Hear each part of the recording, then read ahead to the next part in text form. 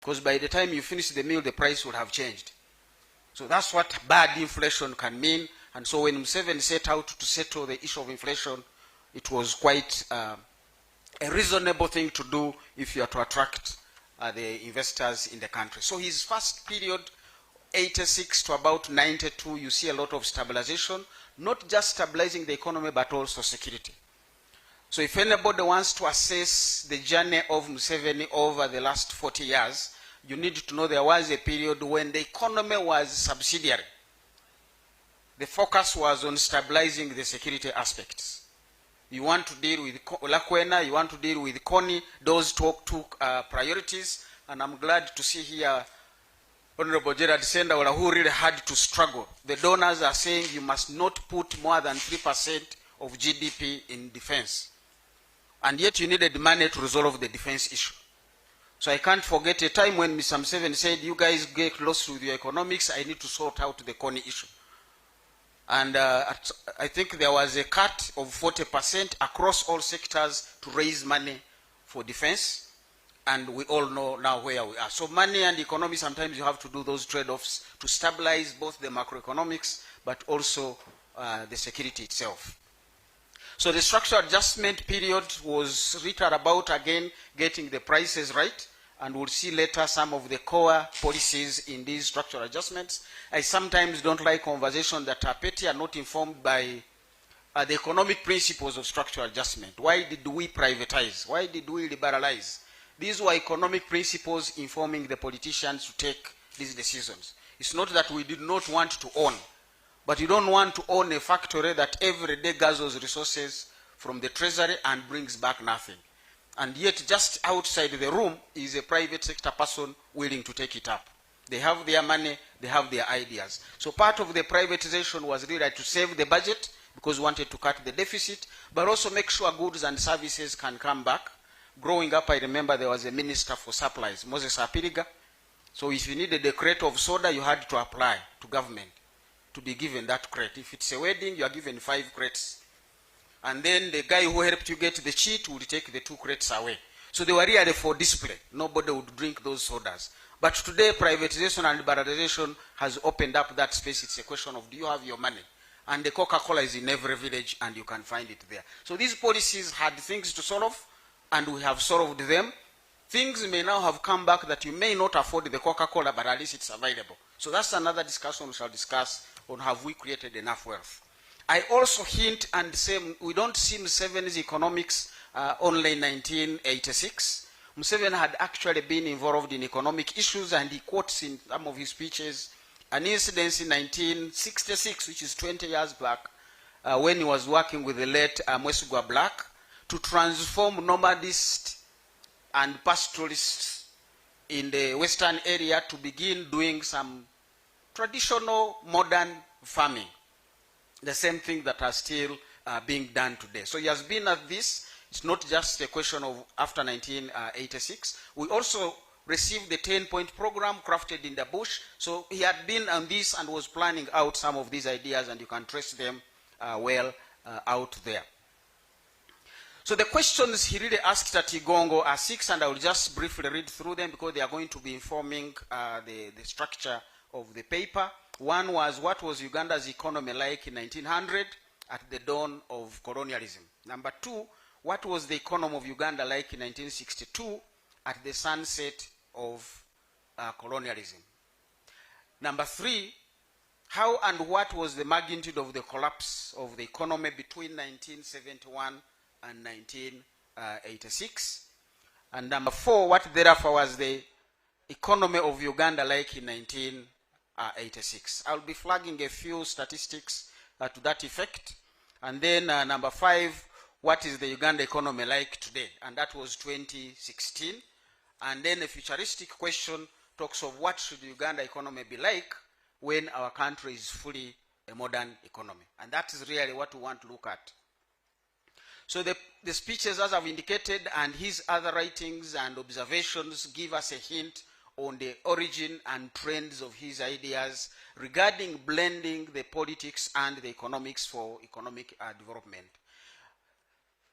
There were hindrances to the wealth creation process, which he picks up from the ideologies of economic thoughts by different people on how the people felt about wealth creation, all the way back from hunters and gatherers.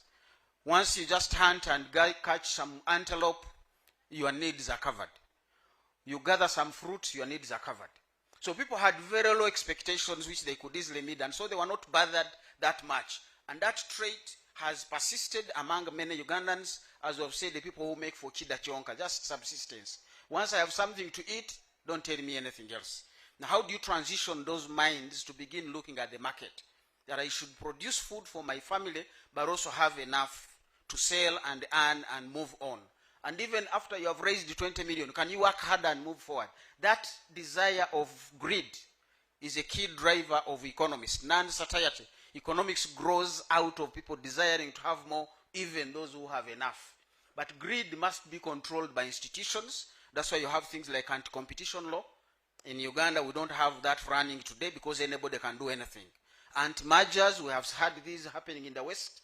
Companies want to merge and buy others. They say, no, you become too big and disrupt. But don't kill that guy's initiative to want to grow his economy, but you don't want to create monopolies. And that's part of the liberalization agenda, because monopolies had really created some disruptions in the economy and in the systems. Those were hindrances of wealth creation embedded in the different.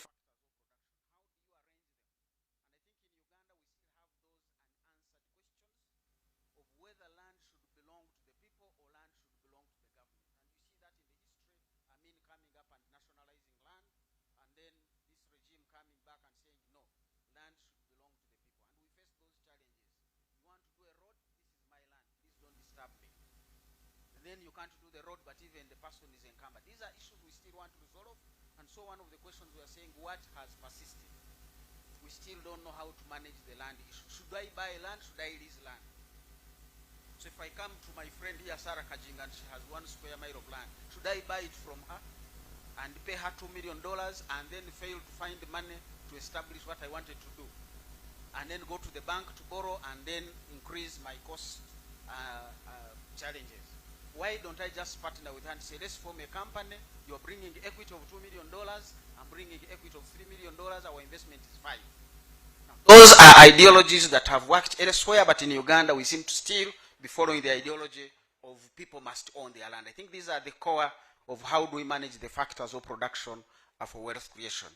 But as I've said, as many Ugandans did not want to work, we see the colonialists coming in with the point of greed, but also to make these people work.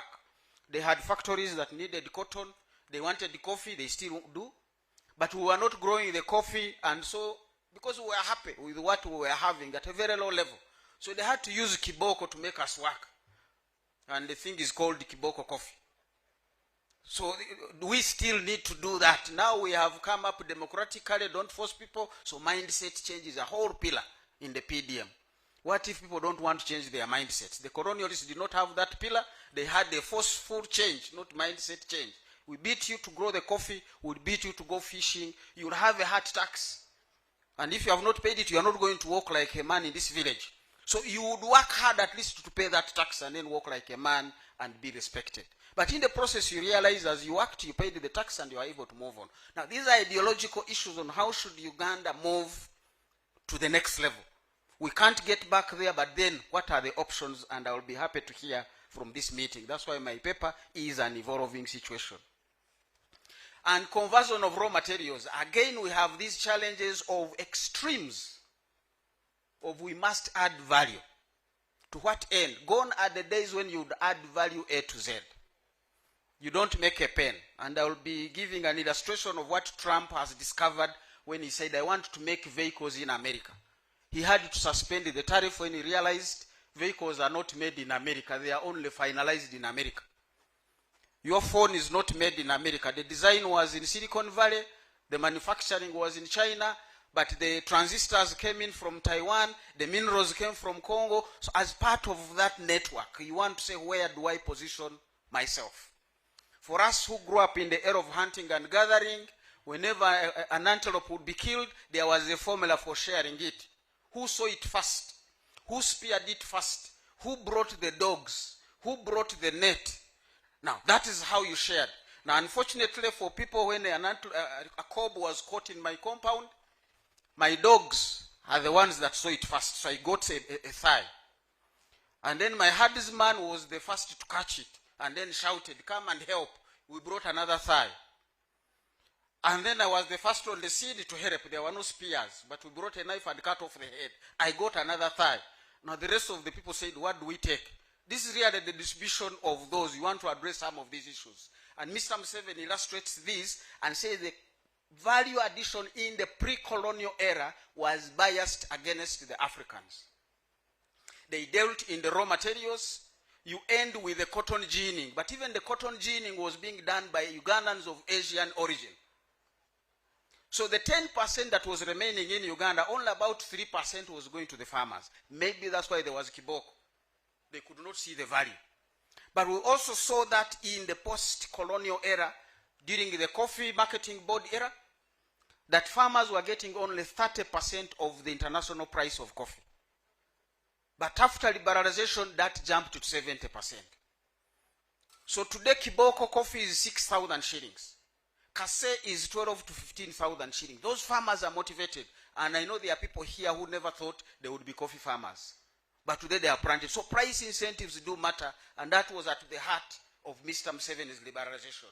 Liberalize. The most important person in the early 80s in this economy was the chairman of Coffee Marketing Board.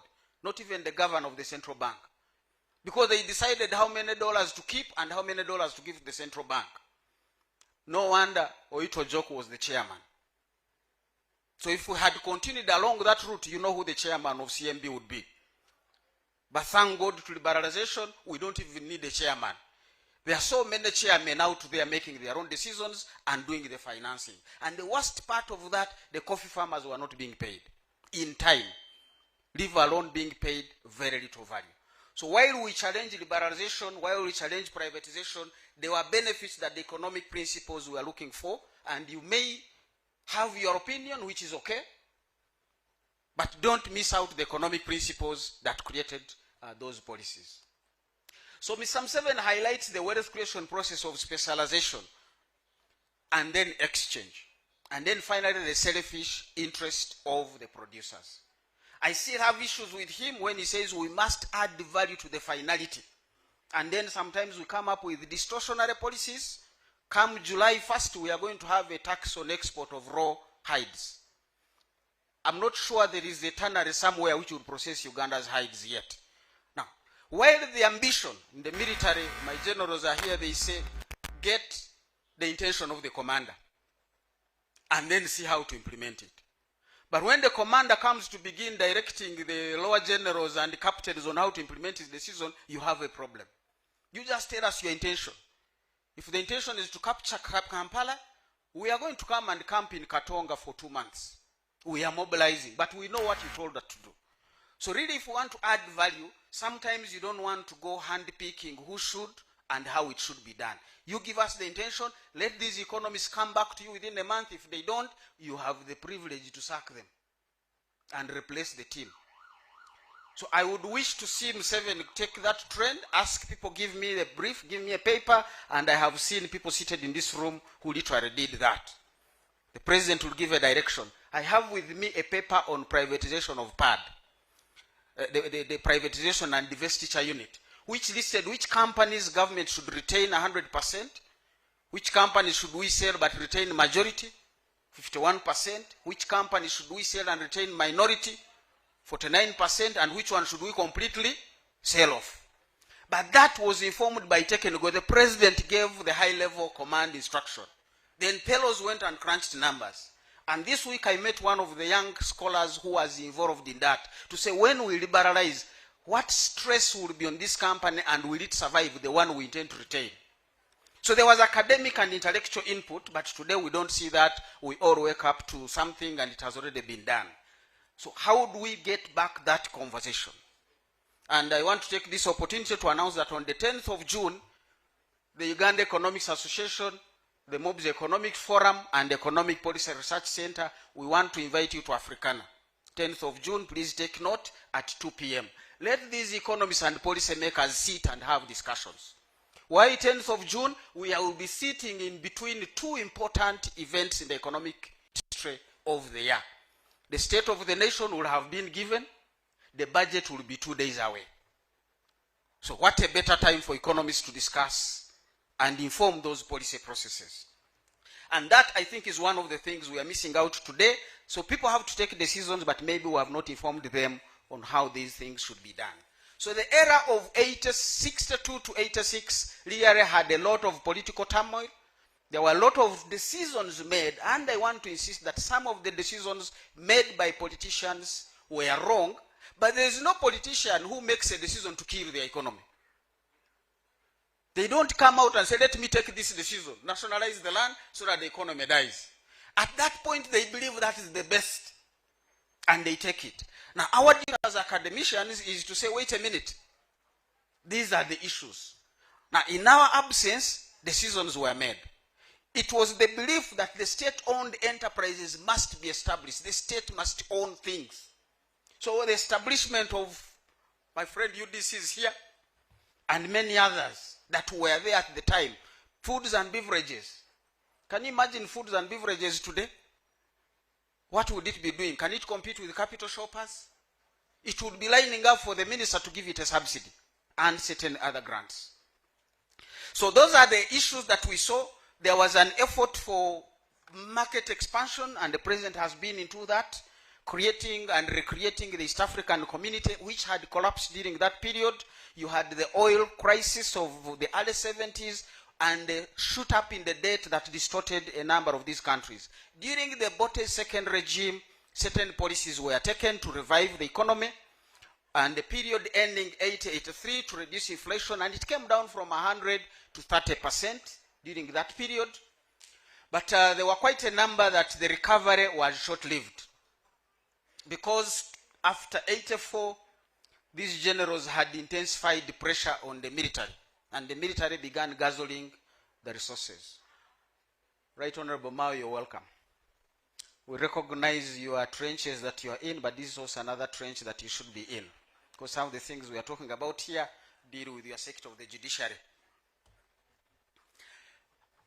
1984-85, the economy went back down because certain key productive areas of the country had been captured by the NRA. So they were no longer feeding into the economy. In 1985, you had the whole of Fort Portal belonging to another government. Fred Muhumza, you see me here, I left school in July 1985. I was in senior 3.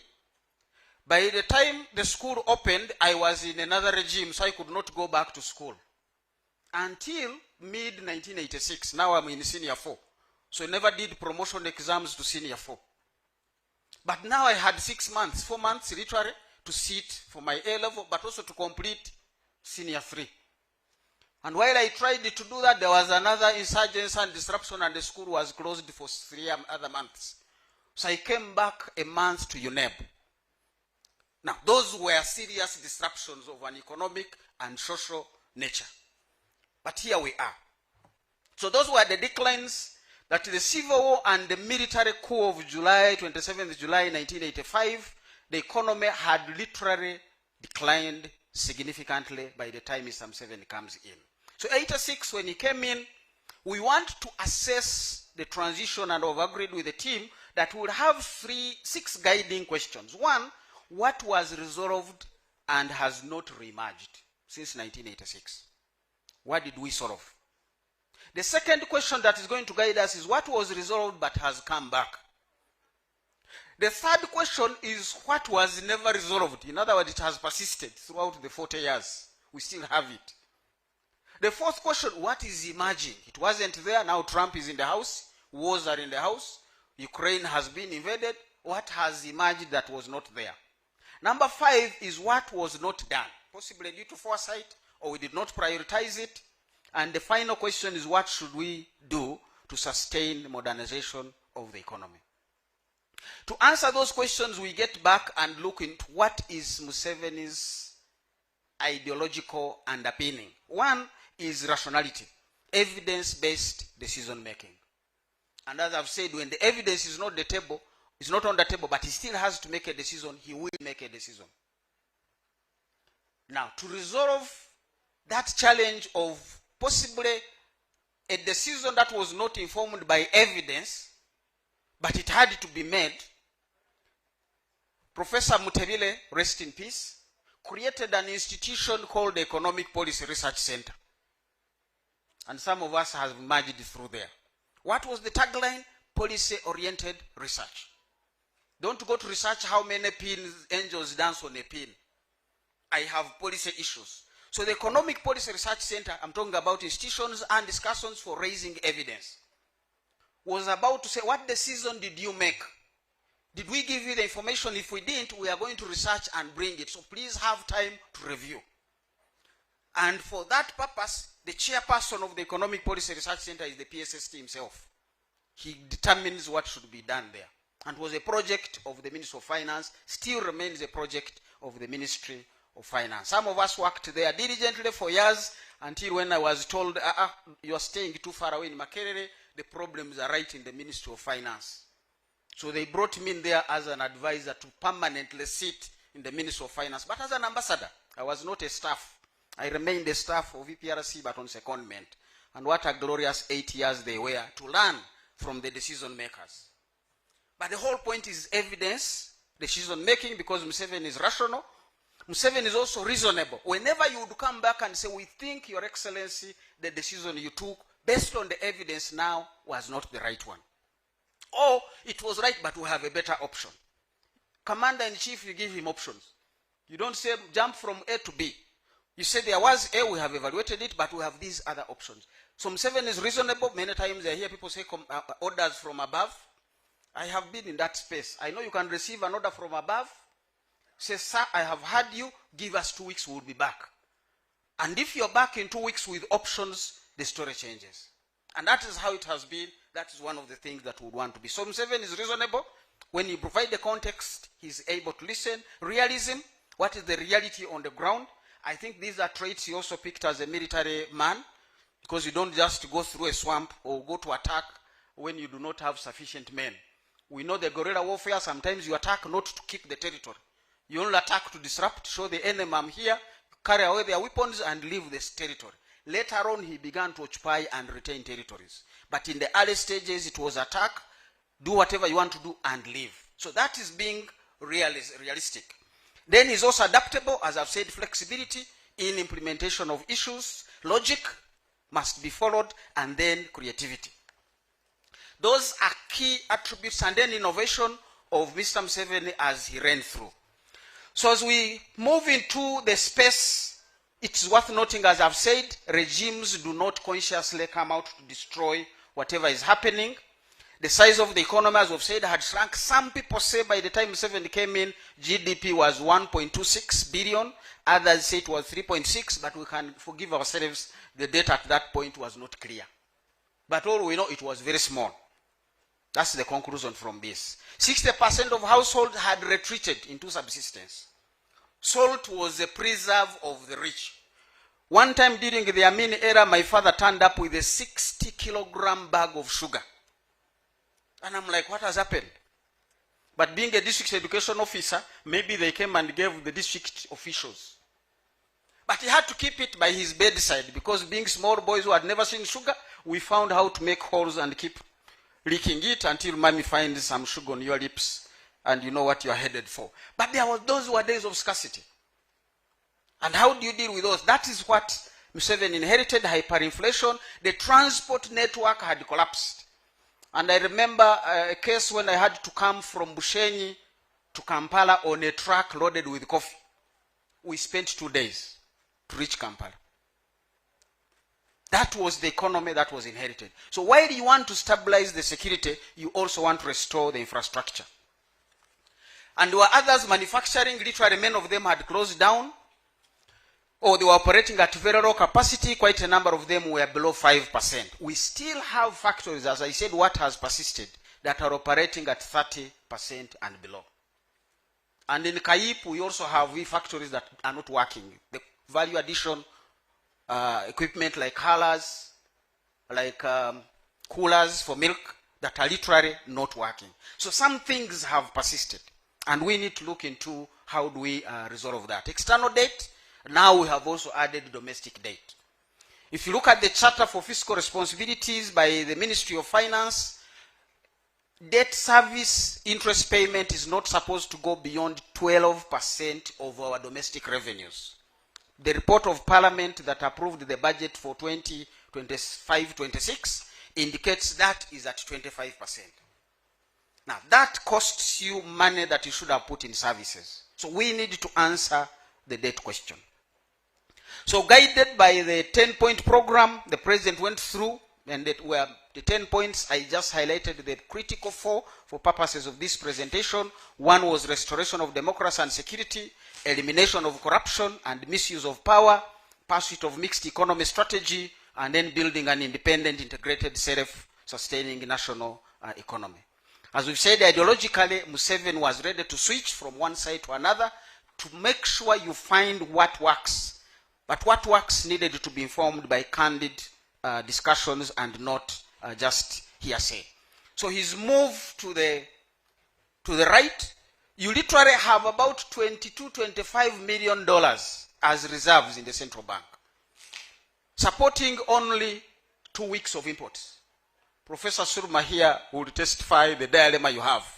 When you want to import drugs, you want to import fuel, you want to import bullets, you want to bring in food, what do? And the only donor willing to give you that money is saying, do the following. We call those DPI, Development Policy Loans, DPLs. The loan is based on you reforming your development policies. But you are also in need, and they are in need. So for that time, you found programs like Essential Drugs Program. We know there are people with diabetes, there are people with cancer, but at this point, we don't have money for everybody. Can we find an Essential Drugs Program? That is realism, that is rationalism, that's logical. Because we know non-communicable diseases can be very expensive to treat. But thank God, 40 years down the road, we now have some options. Even if they are not in Mulago, they are available in the market, you can find them. That is part of the journey that we need to recognize. Because the dilemmas of Mulago, ladies and gentlemen, are not by Mulago itself. They are bigger ecosystem, because if almost 50% of your budget is being taken by debt, what is left to do roads? What is left to do education? What is left to do health? What is left to do security? We are back to those levels where the budgets may be bigger, but the needs are even bigger, and we're back to those levels of rationalizing budgets by priorities. And Honorable Mouse, people are saying pay us even in retirement. So what do? We want these days will end up paying more judges in retirement than the ones in practice. So we are proposing to follow those judges in retirement. Say, can you still read and write a ruling for us, since we are paying you? But that's another conversation. But it's part of the evidence we need to put on the table, because some things we can't change, but there is room for leveraging. So there was economic recovery program. Most people remember 2 zeros were cut off and 30% was taken. But what was the gist? What was the economic policy principle that was being followed in those aspects? You had inflation, you wanted to change the currency, you wanted to raise some revenue as well to support the same people. There was a coffee stabilization tax. We all remember 1994. Many people may not remember that. But because of the spike in the coffee prices, there was an introduction of coffee stabilization, mainly to protect the households themselves, who are now going to have surplus, and they would spend it on things that are not useful to them, being informed by the permanent income hypothesis that I don't want to get into. But also government realized if somebody has been getting $1-2 on coffee, now the price of coffee is $5. Why don't I take 1.5 and he gets 3.5? We share the windfall. So that policy enabled government to realize some revenue, because at that point the revenue to GDP was less than 4%. And we needed money to do the roads, which were also helping the coffee to go through. These were really the principles that informed some of these decisions. Like them or hate them, there was an economic logic to these aspects. But also wanted to curb inflation. If farmers were going to get all that money, they were going to cause inflation because of increased money supply. So inflation was being curbed from various options. Today, we seem to have only interest rates, which may not be the right way to go, because it kills off further investment. We've got to do those trade-offs. But we knew that these reforms had gainers and losers, and for that, the responsive Museveni logically said, can we set up a PAPSCA? How many remember PAPSCA? So we knew there were people who are going to be affected by programs of social alleviation, and they needed support. That is the responsive and reactive Museveni that we saw. Now, maybe there are people suffering today, and I see them every other day. Which academic has come up to say this is how we can support the borders and the women on the streets who are facing hardships? If we took that paper, wouldn't we get some policy proposals? At the Makerere University Business Economic Forum, we are doing a study on borders. Some of you hate them. You dare remove borders from Kampala, the city will collapse. Because some of you, they are the ones who take your children. They are the ones you call to take the bunch of banana home. You don't even know where the school of that child is, but somebody picks the child and takes them back. And for that, you concentrate on your desk. Because not all of us are privileged like a deputy governor to have a driver and a car. But your child needs to be picked. But I'm going to be in a meeting until 9 p.m. So what happens? You call a border. You have dogs at home, they need meat, they just call you at 7, the meat is finished. You call a butcher, the meat is delivered. So borders are not just a nuisance. They are part and parcel of the Kampala system. The study is about market resilience built by the American model of how flexible and resilient are livelihoods. Each one of us, our livelihoods are part and parcel of that. You can now order CJ, and Museveni literally allowed us to learn from COVID, when some of these logistical networks were allowed to continue moving on. So responsiveness created PAPSCA. There were policies for expenditure reduction. How do we reduce government spending? Retrenchment, civil service was scaled down. Demobilization of the soldiers. Mr. Museveni was convinced, now you have finished the war, some of these soldiers can go home. And the money was provided to reintegrate them into society. Now, there are different records. How many were sent home? But I think I've seen one of the president's letters indicating 60,000 soldiers were sent home.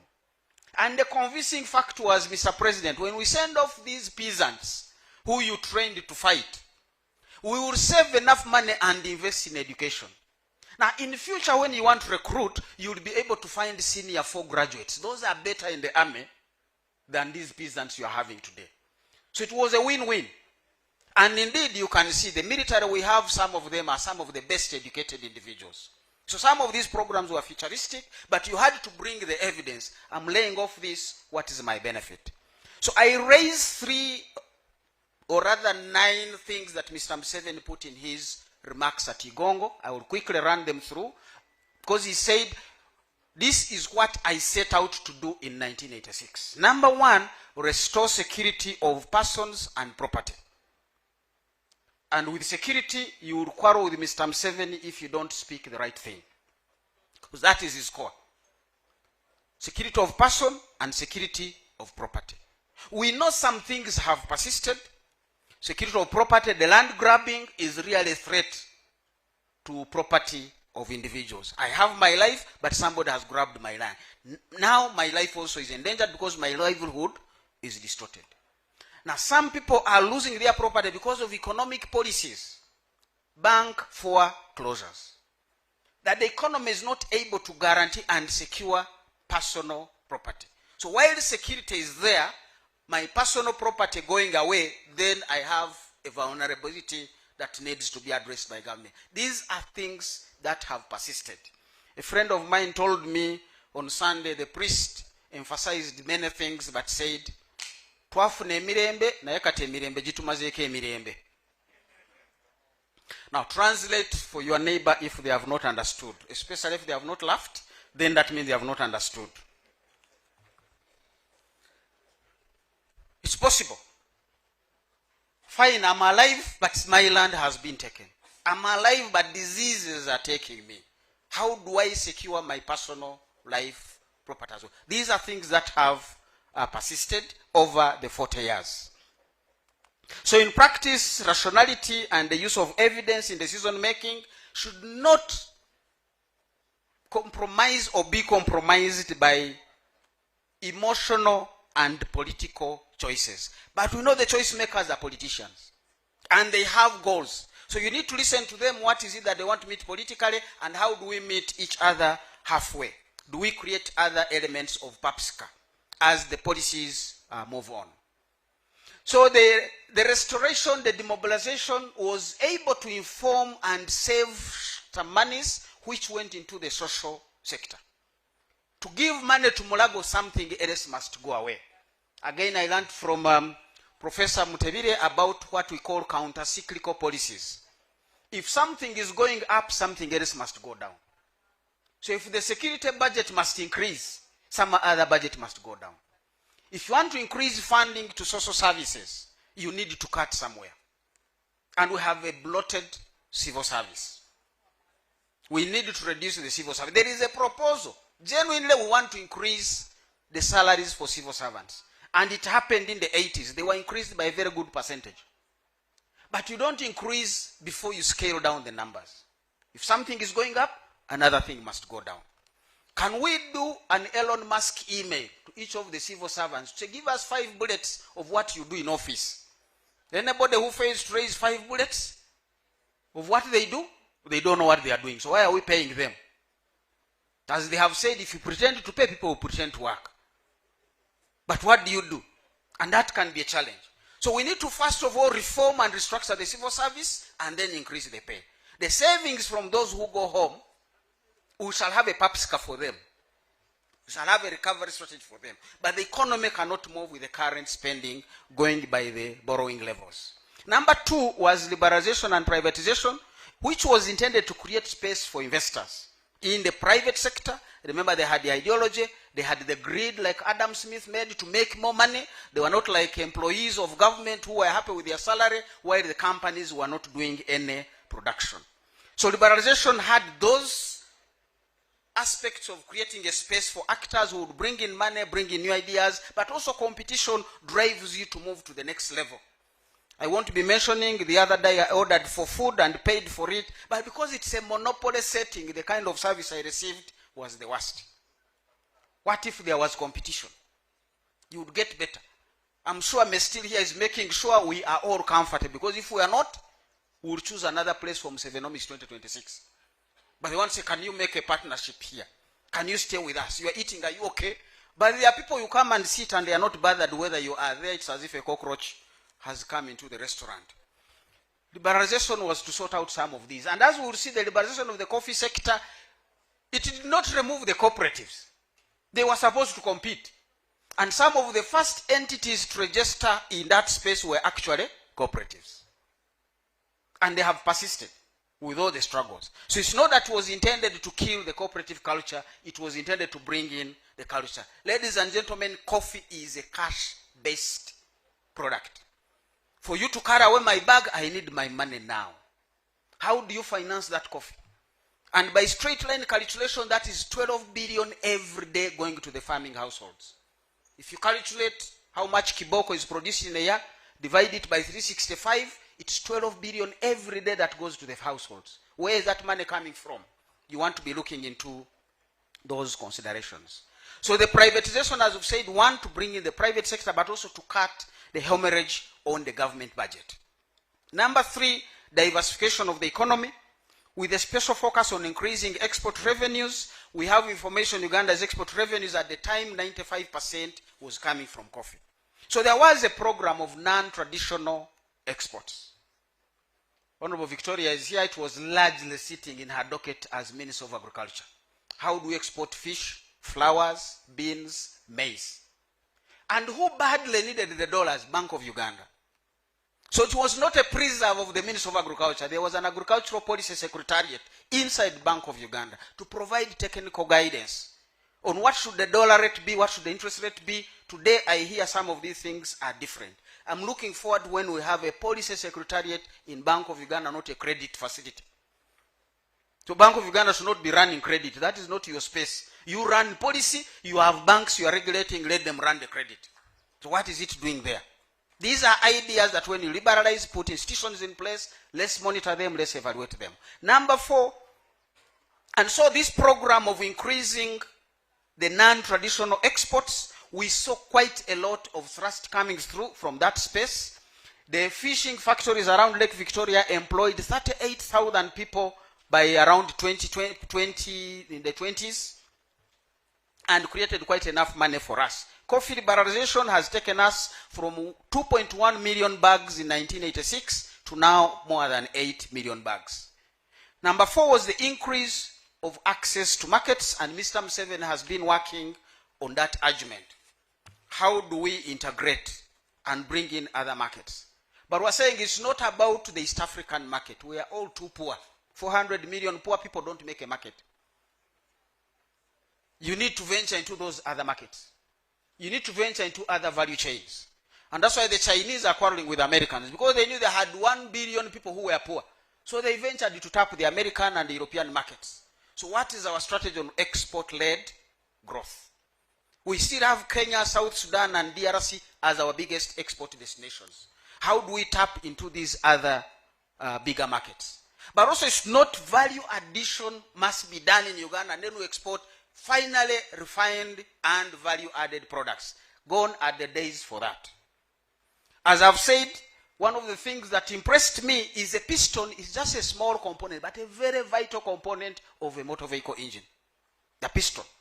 That's where the power is. That's why the power is generated. So you don't want to get it wrong by the piston. Museveni's learnings from Adam Smith said you specialize.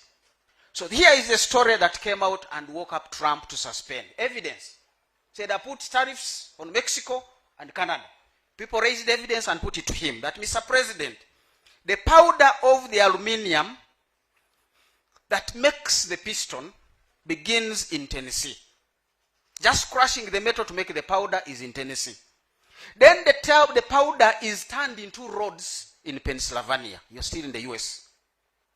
Once the rods are done, they are sent to Canada for polishing. And from Canada, they are sent to Mexico to be turned into pistons, which pistons are then sent to Michigan to be inserted into the engine. Trump said, I've suspended the sanctions, the tariffs, for another 90 days. I'm sure they are not coming back. But that's the nature of value addition. So how do we go about value addition agenda? I think there we still need to raise the evidence to have discussions with ourselves, building those institutions and making the decisions. China cut interest rates last week. From what to what? 1.5 to 1.4. Can you imagine? Interest rates in China were too high at 1.5. What are they in Uganda? Can you compete? Do you think free land in Namava will help you overcome the Chinese products? You're literally hemmed in. No political talk, no military solution would solve that. But the question is, how can Ugandans tap into global, cheap capital sources? Partnerships. And we need to have these conversations. We are not going to capitalize UDB and defeat the Chinese. So the policy options need to be thinking differently. As I've said, Museveni is adaptive, Museveni is realistic, Museveni is rational. Number 5, restoration of infrastructure. I've already mentioned the dilapidated state of roads. We have increased the tarmac roads to beyond 5,000 to 6,000. Now we have a problem of maintenance. They are breaking down and we can't find the money. These are things we are saying they are reemerging. They have not persisted, but they are reemerging. And these are adding to cost of doing business. So whether you have free land in an industrial park, this cost will cost you. The bank charge will cost you. And at the end of the day, you can't compete globally. And Bank of Uganda data on the real effective exchange rate indicates we have been gradually losing global competitiveness. So the policies we have need to be informed differently so that we can get back. The power sector, we are making it unsustainable. And as I've said, no politician sets out to make a decision to kill the economy. You have a genuine concern, you have listened to your manufacturers and you've said you will use electricity at 5 US cents. And they clap.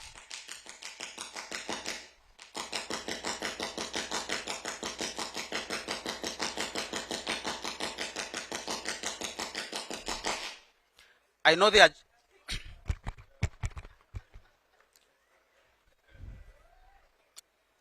Am I back?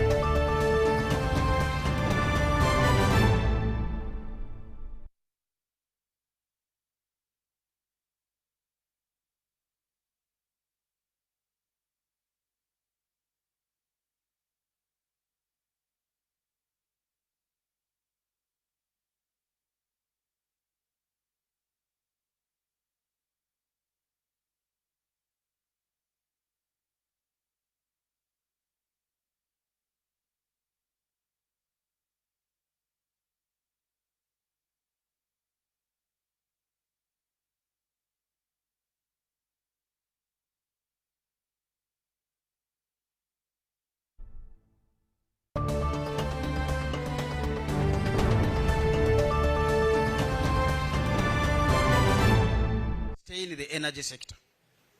And will come back on the government budget. And that will cost the manufacturer by way of money not going to the road. It will cause the manufacturer a distortion of us borrowing from the banks and raising interest rates. So we need to have that comprehensive 360-degree assessment on how do you support the manufacturers in Uganda. And as I've said, part of their problem is lying global. Somebody in China is borrowing at 1.4. How do you resolve that competition? And China wisely sank $1.3 trillion in the Belt and Road Initiative to make sure their goods reach every corner of the world. So those are the dynamics. Those are the emerging issues. So we cannot set policies like we did 40 years ago. We need to rethink. We need to bring in the new realities that are on the table. Human capital development was essential. The liberalization of universities, education, has increased enrollment. Over 260,000 are now in universities. At the dawn of Mr. Museveni, it was less than 7,000 people in university. Because admission was determined by how many beds are in Makerere. Not even the lecture rooms or the lecturers. How many beds? And I remember that conversation. If somebody was in Makerere High, he's already on the fence of Makerere. He had a bed there. Can't he sleep there and come and study? That was the beginning of liberalization and privatization of higher level education. The evidence is with us. So some of these policies were very clearly marked to solve some problems. Number 7 is the leadership. And the president really highlights focused leadership is missing. The leaders have not informed the people. The leaders have not done the monitoring. So certain people have done their own things, especially at the technical level. And the examples amidst us, a few years back we said every district will get 1 billion for road construction. I like the honorable member of parliament. I won't mention him. But he gave me his story. He went and asked, how are we spending the billion? The district officials had decided 400 million would be used on monitoring. That's 40%. Now, the remaining 60%, 30% was going to repair the grader. So only 30% was going to go to the roads. And at what cost? 45 million per kilometer. So they were literally going to do about 87 kilometers in a year. This is a very critical district full of production. So he asked them, you guys, what are you going to monitor? Can't we use the existing monitoring system that you already had so that we put this money in the roads? But also he inquired from other people and they told him, in this area of yours, a kilometer goes for 12 million, not 45. That's the leadership. But without that leadership, people are going to do their things and won't get the values. So it's a critical thing Mr. Museveni highlights for us, that the population, because this has not touched the population, they are jittery. And I want to quote from the letter I've seen from the Ministry of Defense and Veteran Affairs, which was warning of people who are taking advantage of the vulnerability of the youth. Now, I have been doing risk assessment and analysis. And one of the things we have been told, don't look for the man walking with matchsticks. Ask your question, how did the grass dry? Because if there is no dry grass, this man with a matchstick would not raise a problem. So while we must get the guy with a matchstick who is inciting the vulnerable youth, you want to go back, how did the youth get vulnerable? And you'll find that evidence in Museveni's paper of April 2020, where he talks about the real economy and the vulnerable economy. So some of our policies have left the vulnerability to persist, and it's translating into a security situation. And he ends with number 8, which is partly to explain why the vulnerability has persisted, and I read it among the 10-point program, fighting corruption.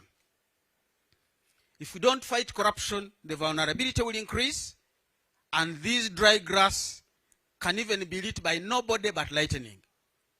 And it doesn't know the level of advancement. If you know what happened to California, you know what I'm talking about. It can take anybody. So we need to resolve some of this. As I've said, restructuring. Vietnam, as we speak, is retrenching 100,000 employees because they can't find the money and you can't compete with what you're supposed to do, and they just pay you salaries. There are precedents. Milei in Argentina has turned the country from a deficit of over 40 years into a surplus budget. They still have their debt, but at least now they can finance their budget on a day-to-day basis. Serious reforms, including withdrawal of subsidies. Nigeria, Lagos was full of traffic jams because of subsidized fuel. The current president simply says, no more subsidies. There were riots, they were handled, but alongside, the entire jam has disappeared. So what subsidies are we putting here that are not necessary? We are back to 1986. We need to look through and say, who are we subsidizing that cannot be sustained? So the conclusion is the Musevenomics agenda and the review of his policies and his practices really gives us some lessons to pick on. If we are to get inclusive development that will speak to the youth, we have some lessons that we can pick on. The Paris Development Model has come through. It is 7 pillars. I must emphasize this. It's not one pillar. It does not make sense to give somebody 1 million, they buy poultry or a goat, and there is no extension service provider in that village. And there is no functioning health facility in that village. I will sell the goat to treat my child. So when you come back, some of these genuinely will urge you will go to courts to write off. If you assess people and they really we failed them to succeed. The German economy is strong because you don't lend money and go and sit as a bank. You are part of that project. Before you foreclose, you've got to show what did you do to help the borrower succeed, you as a bank. Because this is the German economy. So you as a bank, you must participate in the German economy. That's why you make your profits. So the social market economy has made sure Germany is the strongest economy in Europe. It's not just because they are Germans. It's the policies the Germans have pursued. And I must say they were the first in 1948, the Minister of Finance in Germany used the terminology prosperity for all. The first time it was mentioned. And when they made vehicles, they made the smallest, the Beetle, so that they can make as many as possible. Prosperity for all. The Chinese we are seeing today, in 1960s, they did not have the bullet trains we are talking about. They had bicycles, and the bicycle was called China. It was the strongest. It was the most adored in Uganda. As a young boy, I wish I could have one. My father could not afford it. So I rode a Hero.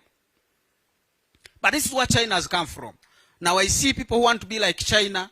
You need to know that we are where China was in the 60s. I appreciate the standard gauge railway. But I'm more concerned, what are we going to take? I happened to be in the US one time with my friend and supervisor and boss, Professor Suruma. We were moving through the Silicon, Seattle, San Francisco area, and we were stopped by a train. For 45 minutes, the train was passing. Rails don't make money unless there is something moving on them. What was that rail track? Meter gauge. In the US, I've asked people, tell me where is a standard gauge railway section in the US.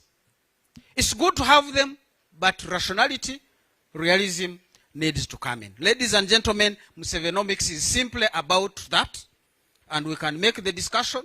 You have a right to give your opinion. That's why my paper is here with me, because I want to capture your opinions and include them in this paper. Mildred, tuhaiso Ruhang, come and take this over. If you don't know what tuhaise means, again, ask your neighbor. Professor Julius will not charge you for that. He's supposed to give that answer. Thank you for your kind attention. I think Doctor deserves a bigger round of applause than that.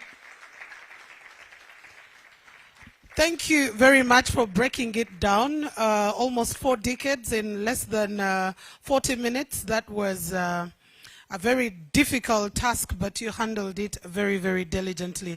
And as Doctor did say, quite a lot that has happened over the time, but like he did say, it is an evolution. We are still discussing, and his paper is evolving, but very key amongst the issues that he did mention is the idea or the issue of evidence-based decision making.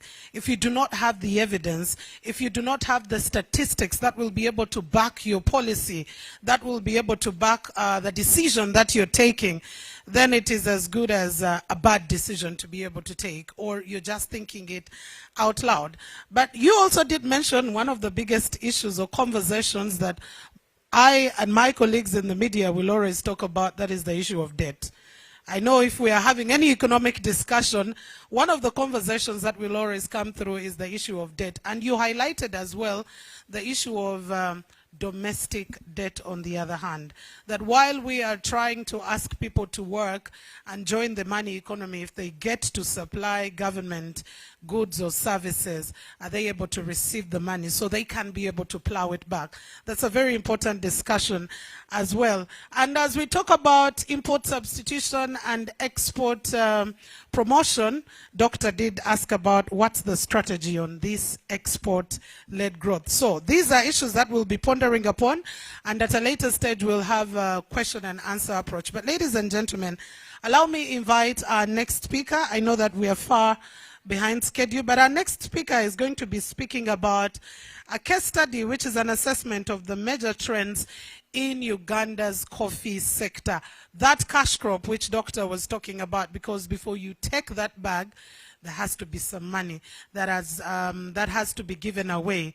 So what has been it about this coffee sector? And I'm privileged and honored to invite Professor Ezra Suruma to be able to take up this conversation. Ladies and gentlemen, let's give Professor Ezra Suruma a round of applause as he comes to take us on the session.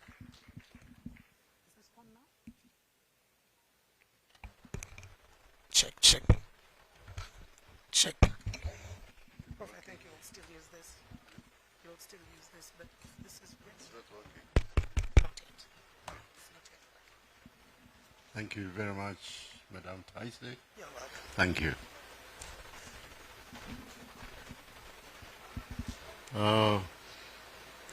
Honorable ministers and former ministers,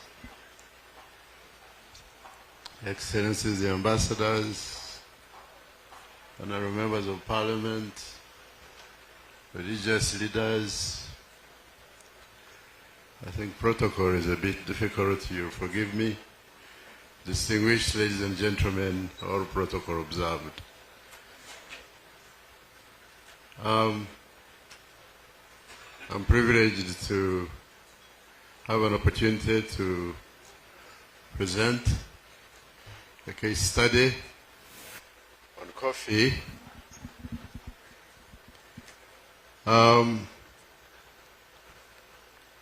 This is an area where I was involved, so I'm speaking on the basis of what I learned, of course, during the Museveni era starting in 1986. But I will also look back before that so that we have a clear contrast before 1986 and after 1986, so we can see the contribution which has been made in the Museveni era. My interpretation of Musevenomics is what has happened to the economy since he came into government as leader vis-a-vis how the economy was before. So I'm not theoretical, I'm simply looking at the two sides.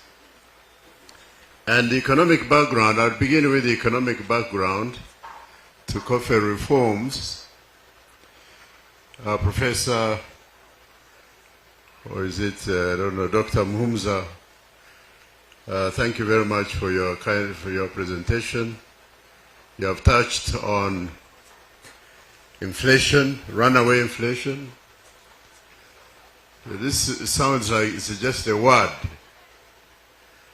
But if you were there in 1970s and 80s, inflation was not just a word, it was totally disruptive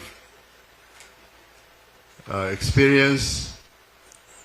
You buy something today at 10,000 shillings, and when you go tomorrow, it's 20,000.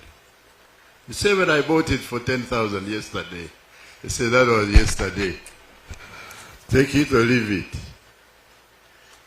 So the inflation was very, very disruptive. Over 200%, some cases 300%. The shortages of commodities were very, very painful. There was nothing to buy. There was a lot of money. Everybody had money. Money was being carried in. We carried bags. You didn't carry money in your pocket because it would not be enough to buy anything. So we carried money in bags. And as somebody said about Germany, then we came back with goods in our pockets. So the shortages of very basic things like salt and sugar and soap, this is what the situation was in 80s and 70s. Government control of prices, including foreign exchange, was the government set prices for soda, set prices for sugar, set prices for salt, set prices for everything. Of course, I don't know how to put it, you set prices for things which are not there. So what good does it do? And of course, anyone who had those things would make sure that they don't sell them openly on the market. You'd have to go in a side place and buy at a much higher price than what the government had said. So the effect of government-controlled prices was to completely disrupt the economy. The coffee export was a monopoly, as Dr. Mumza indicated, and many of you know. It was an export monopoly of Coffee Marketing Board. It had been so for a very long time. And those who lived in the 70s and 80s know the coffee was being smuggled to Rwanda and Kenya because the Coffee Marketing Board not only was it not paying the farmers cash, but their prices were also fixed and unfavorable. Infrastructure breakdown, roads, power, no communications, telephones, and so on. And then come in the structural adjustment program as an attempt to deal with all these problems that I have outlined briefly. The major economic reforms affecting the coffee sector. First was the liberalization of price controls, removing all controls on prices. This was dramatic. And then liberalization of foreign exchange. Some of you, when you go around with dollars and go to the bank and open a dollar bank account to withdraw dollars, you don't realize that before 1987, this would have been a crime. If you came in with the dollars at the airport, you had to declare, fill an exchange control form and declare the dollars you had come in with and surrender those dollars to central bank within 48 hours. And the central bank would buy them at the official price when the market price was much higher than you would get from the central bank.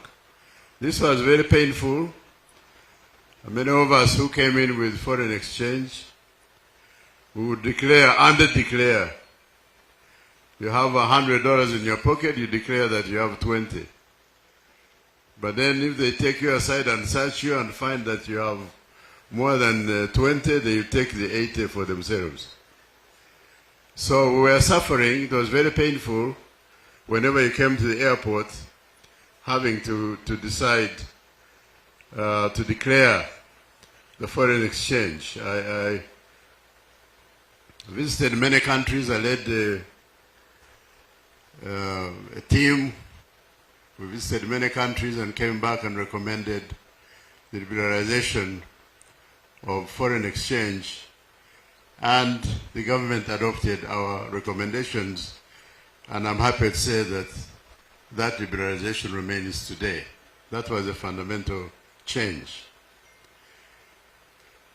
Liberalization of coffee exports was difficult. Again, I led another team that visited many countries, Madagascar, Colombia, Costa Rica, and so on, see how they were doing their coffee exporting.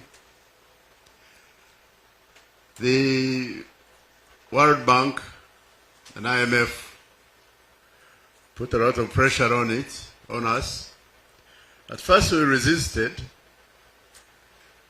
but then the problem of crop finance became unbearable.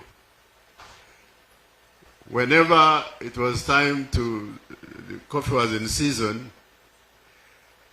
we had to come together with the commercial banks, with the central bank, with World Bank, and try and find out where to get money to give the Coffee Marketing Board to buy the coffee. This was called crop finance. And we couldn't find enough money.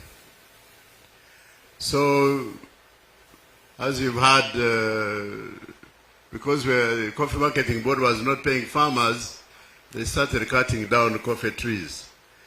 Since this was the only export we had at that time, we became very deeply alarmed, and we had to do something to solve the problem.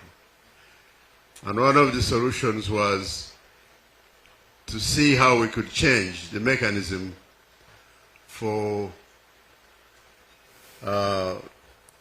export. So in 1990, we wrote a paper and recommended liberalization, and this was done.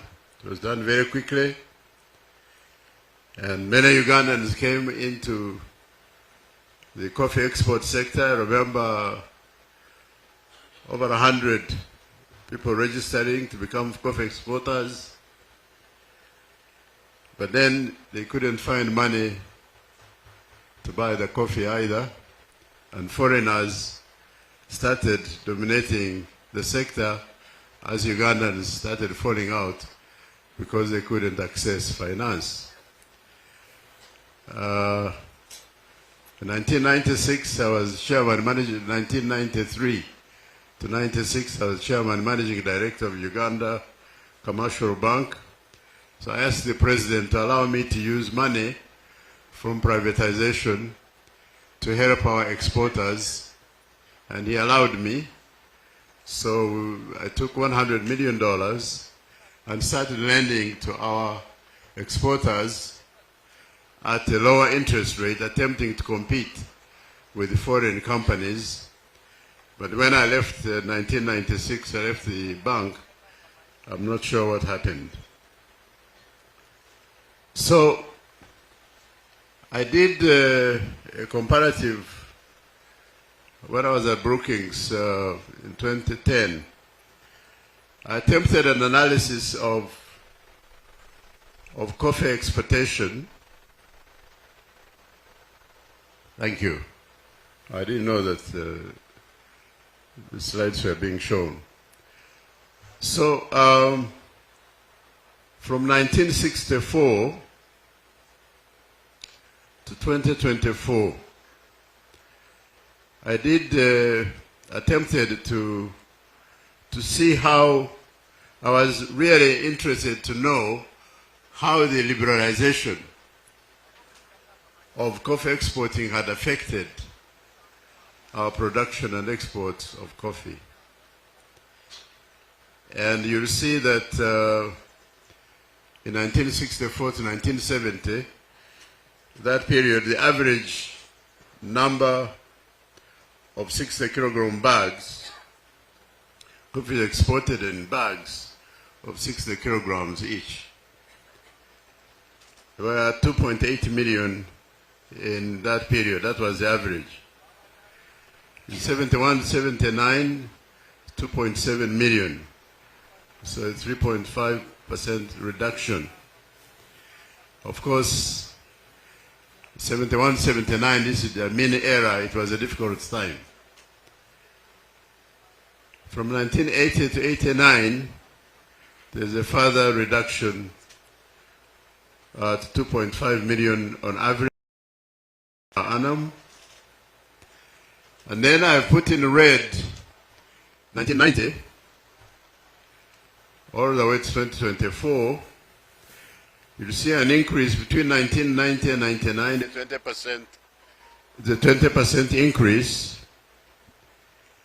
which is quite dramatic. But during the early 2000s, I think this is when we have the coffee wilt, there was a reduction in production and the average came down to 2.8 million bags. But then from 2010 onwards, we have an increase of 37.3% and now 58.9%. So this is a dramatic increase in exports. And as we are speaking now, the exportation is quite high. This is a graph showing the same figures I've just went through. So we can go on to the next graph. I attempted I was curious on the per capita coffee exports. And I think because of increase in population is much bigger than the increase apparently in coffee. So the per capita, the number of coffee exported per person on average has actually declined from around 20 bags per capita down to about 5, 6, 7 in the present era. I was just curious about that. I don't know how to interpret the significance of it. Next. Households producing coffee have increased. Some of the numbers I got on households, I wasn't sure of them, especially in 1962. So I looked at, starting in 1985, only have 0.6 million households producing coffee, and the figure now has gone to 1.8 million in 2024. So it's a considerable increase in the number of households who are benefiting from coffee production. Export values have, they were rather stable from 62 going up in the 70s. I think 1 year in 1970 went 558 million, or 558 million US dollars. But as you can see, the highest spike has come now with shooting over $1 billion for the first time at present. Next.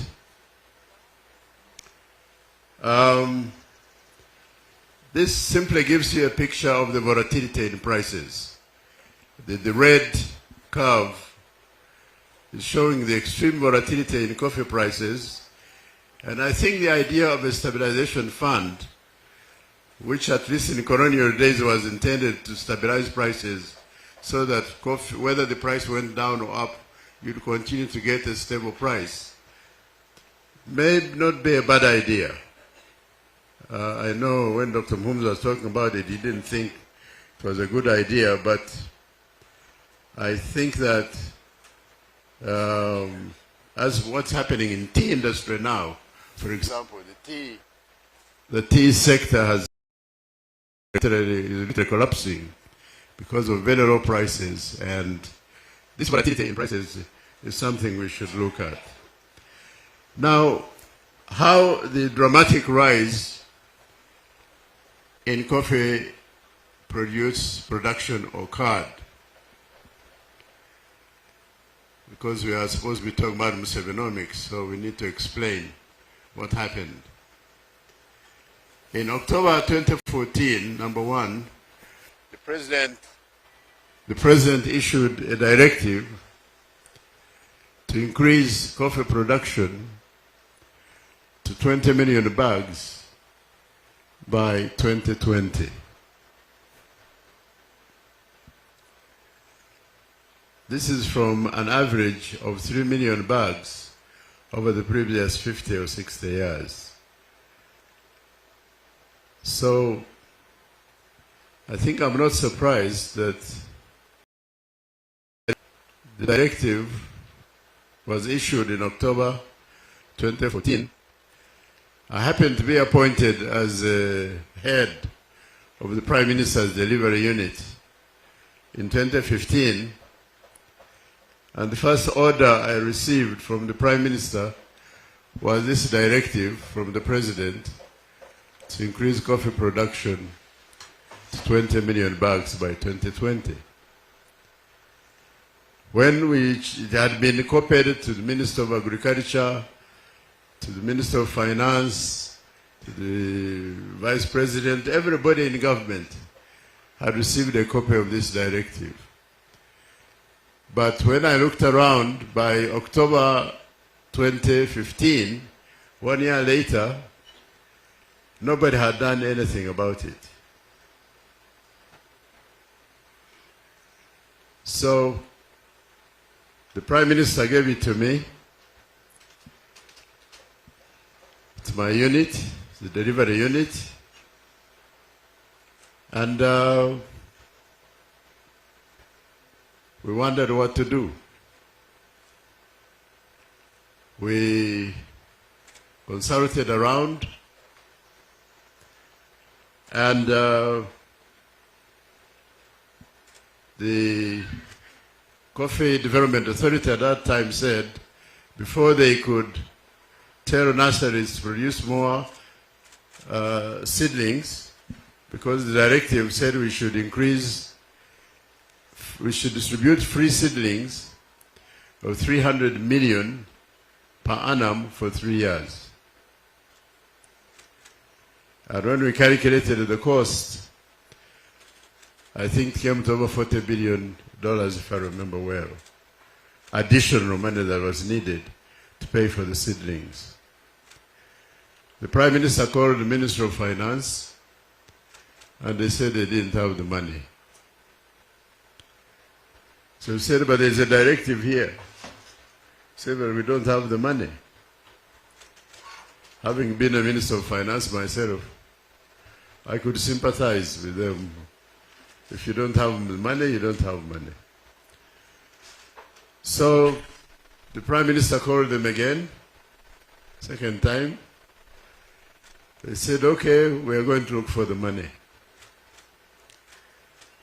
Then we kept quiet for a week or two. Then he called them again. And they said, okay, we'll look for the money.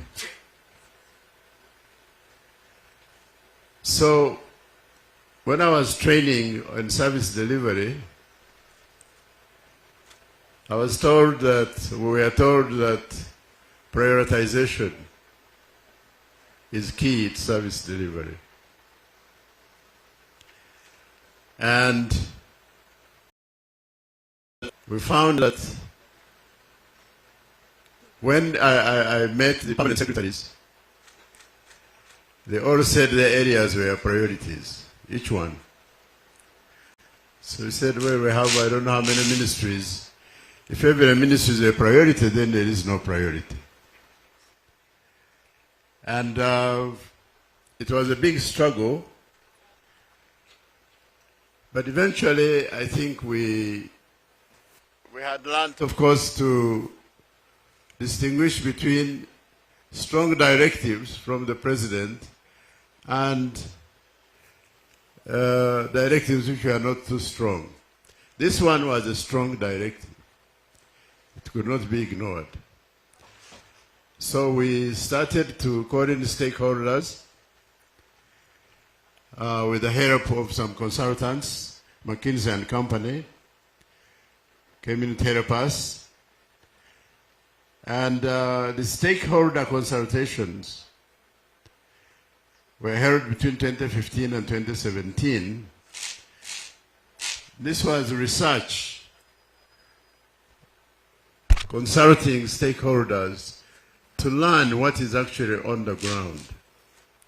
It was not academic, it's not reading books and statistics, it was consulting people who are in the sector. And following this, we were able to construct a roadmap, a coffee roadmap, to reach 20 million bags by 2030. But when we presented it to the president, he said, no, at least make it 2025. We said, fine, we put at 2025, but in our calculations, we thought it could be done by 2030.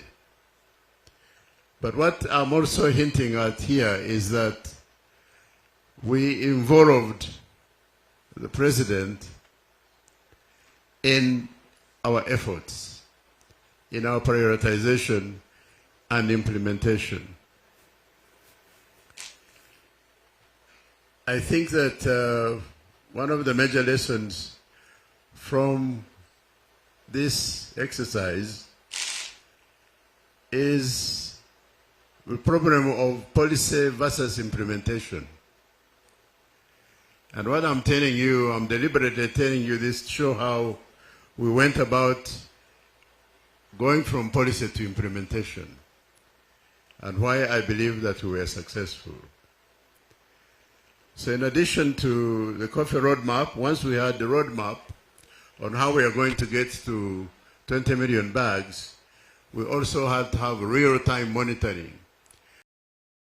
For example, real-time monitoring of seedlings distribution.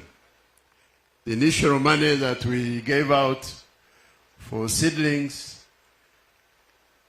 when we followed it up, I'm afraid to say how much of it was stolen. The seedlings were presumably produced, but nobody got them. And they were paid for. About 90% of them were not delivered. Sorry, 10% were not delivered. So we had to implement real-time monitoring, bring about a process of monitoring nationwide down to LC1. So unless you had dug holes and the holes were counted and then reported and signed by LC1 and LC2 and then the report sent to the district, then that would determine how many seedlings would be distributed in that area. But without it, we would not distribute the seedlings. Lessons from the coffee roadmap of 2017. One lesson, I believe that's very important in Musevenomics, is the importance of target setting. And I think the president has done very well in this area. 20 million bags by 2020 seemed like a dream, but it's like, I think Kennedy announcing that Americans are going to go to the moon. You know, I don't think they knew how to go there, but they said we are going there. And eventually they got there. So setting targets, quantitative targets, is very important. I already mentioned prioritization, but prioritization, thank you, prioritization involving the head of state, because at other levels, the priorities tend to be ignored. 3, the stakeholders lab, as it was called, bringing together all the stakeholders in the coffee sector for 1 week at Chigo was very important for us in determining the roadmap, a realistic roadmap, and we learned the distinct. I'm a professor, but I learned the difference between speaking theoretically and speaking from people who have first-hand knowledge. People who are transporting coffee, who are processing coffee, who are growing coffee. Talking to them is different from reading books and saying, this is what is going on. So I believe that the roadmap we put together remains an important document to guide the future of the industry. Pressure for results, especially on the seedlings financing. I've already covered that, so we can go to the next. Continuing with the lessons, liberalization of price controls and exchange controls are essential to continued growth, and especially crop finance. I think that what has been done in the coffee sector would not have been possible in an environment of price controls and export controls. So I hope that this environment of freedom in prices, and setting prices and so on will continue to be there. Crop finance continues to be difficult, especially those who are trying to export. It's a very, very painful and expensive process.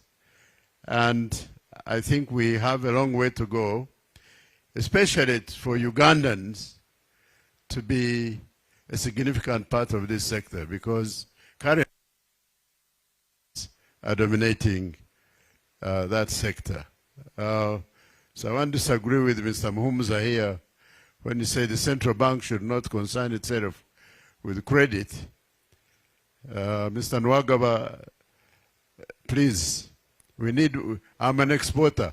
We need money for export, and it's constraining us, and we are being driven out of the sector. So please find ways of helping us so that we can also continue, but not only continue, but also grow in that sector. Why should we leave it to foreigners? Ugandans also need to participate in it. Finally, a concept of structured demand. It underlies coffee expansion, because without market there will be no growth. So as a part of the roadmap, we had to do a global market research. And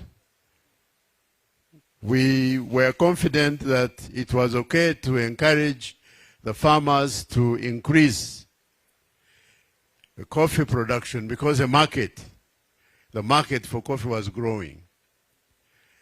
We didn't want to repeat the double production campaign of Idi Amin in the 1970s. It's a double production, you double production, then there is no market. So we did a study of the global market, and we felt that as we increase coffee production, we don't have to worry about finding a market for the product. So that roadmap is based on this fundamental knowledge that the world market for coffee is growing. And indeed, as I speak, the prices are quite high. Thank you very much. That's what has happened in the coffee sector during President Museveni's period. There's definitely a dramatic increase in coffee production, and the number of households benefiting from it. I'm sure there's room for improvement, but there's no doubt that his targeting for 20 million bags has resulted in a dramatic increase that had not occurred in any decade since 1964. Thank you very much.